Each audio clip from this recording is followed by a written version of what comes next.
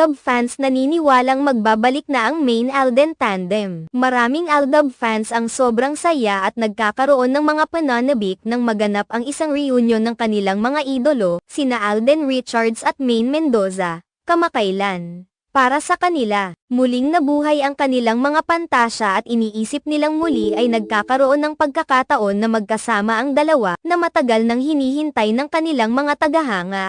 Ang reunion na ito ay naganap sa kasal nina Jose Manalo at Mergine Maraanan, kung saan parehong dumalo sina Alden at Maine. Si Jose Manalo ay isang malaking bahagi ng love team na Aldab, kaya't hindi may iwasang magbigay ng espesyal na kahulugan ang mga tagahanga ng Aldab sa pagtangkilik nila kay Jose sa kasal. Si Jose ang gumanap bilang si Yaya ni Dora, ang karakter na naging tulay sa kanilang sikat na kalye-serye sa Eyat Bulaga. Ito ang naging dahilan kung bakit lalo pang sumikat at naging tanyag ang Aldab.